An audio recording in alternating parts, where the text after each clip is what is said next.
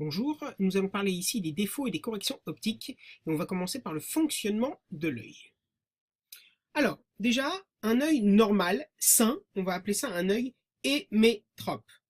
Donc ça, c'est du vocabulaire à connaître, donc un œil sain hémétrope. Un objet est vu net, ça c'est une condition qu'il faut absolument savoir, un objet est vu net si son image se forme principalement sur la rétine et uniquement sur la rétine, dont la position est fixe au fond du globe oculaire. Ça, c'est une évidence. Donc voilà un petit peu comment fonctionne un œil. Vous avez les rayons incidents qui arrivent parallèles à l'axe optique, c'est-à-dire qu'un objet est lointain, et un œil au repos, dans ce cas-là, d'un objet au lointain, formera son image toujours sur la rétine.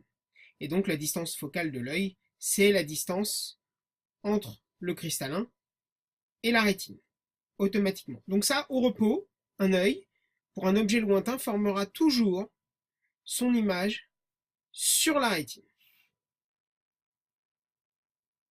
Par contre, pour un objet proche, donc qu'on peut dessiner ici, donc les rayons n'arrivent pas tous parallèles, l'œil, pour que le point focal, le point de convergence soit toujours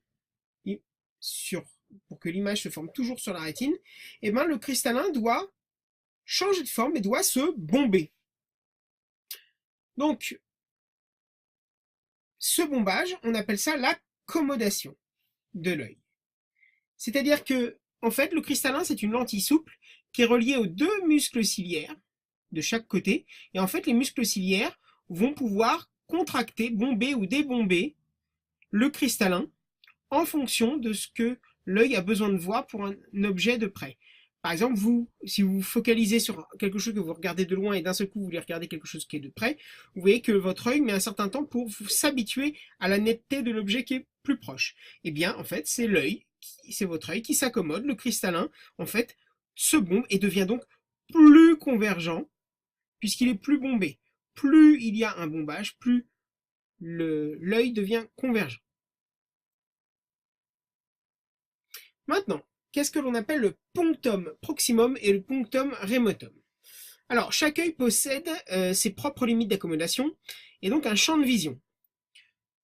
On a une vision nette qui est entre ce qu'on appelle donc le PP, le punctum proximum, et le punctum remotum, le PR. Et à chaque extrémité, c'est flou. C'est-à-dire que si vous regardez quelque chose de trop près, vous le verrez flou. Et quelque chose que vous verrez de loin, trop loin, vous le verrez flou aussi. Et entre ces deux points, vous verrez quelque chose qui est net. Donc ça, c'est le champ de vision. Donc le punctum remotum, PR, c'est le point le plus lointain que l'œil voit nettement sans accommoder. Et le PP, punctum proximum, c'est le point le plus proche que l'œil voit nettement en accommodant, lui, par contre, au maximum, puisqu'on a vu que l'œil était obligé d'accommoder pour voir un objet de près. Donc, pour un œil normal, le PP est environ 25 cm.